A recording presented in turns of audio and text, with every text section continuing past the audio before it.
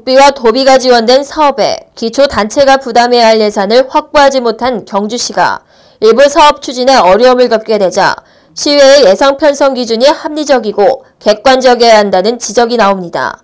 30일 경주시에 따르면 국도비가 지원된 사업은 보조 비율대로 예산을 편성해 시의회 승인을 받아 당해 사업이 차질 없도록 집행해야 합니다.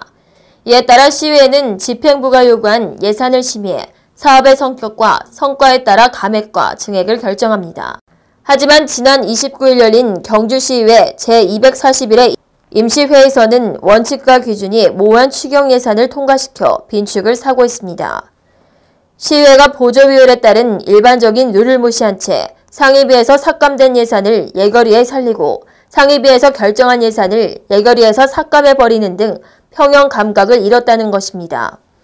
시의회는 이번 추경 예산을 심사하면서 민간 행사 보조 사업인 세계 민족음악 페스티벌 행사의 경우 국도비 지원이 4천만 원인데 비해 시비는 무려 4배가 되는 1억 6천만 원을 편성해 총 사업비가 2억 원으로 증액돼 형평성과 부당함의 논란을 불렀습니다.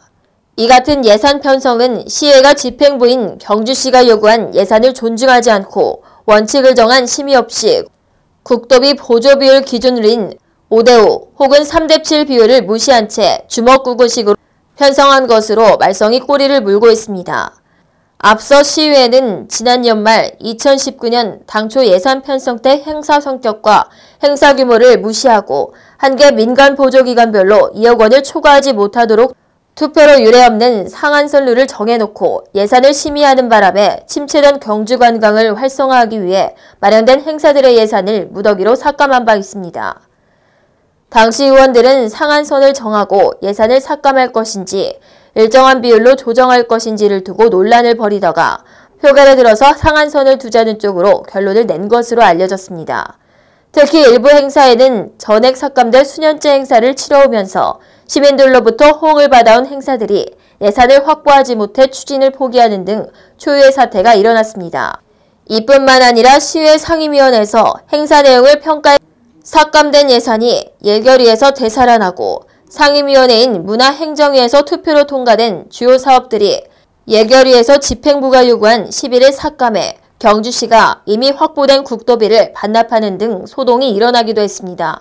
이 같은 시의회의 객관성 없는 예산 편성을 두고 한 시민단체 관계자는 시민들은 삭감된 시 예산들이 어디로 흘러갔는지 궁금해하지만 집행부와 시의회가 명확한 해명을 하지 않고 있다며 누구를 위한 시의회인지 알 수 없다고 항의했습니다. 전 시의원 A씨는 시의회 예산 편성은 경주시의 살림살이를 결정짓는 매우 중요한 일이지만 예산을 심의하는 의원들에게는 책임과 의무가 뒤따르다며 예산 편성권을 쥐고 갑질을 한다면 시민은 물론 집행부와의 갈등을 면치 못할 것이 분명하므로 제대로 된 예산 편성에 대한 공부부터 하는 것이 옳다고 꼬집었습니다. 경주시의회는 제적위원 21명 중 여당인 더불어민주당 4명, 제1야당인 자유한국당 15명, 무소속 2명으로 구성돼 있습니다.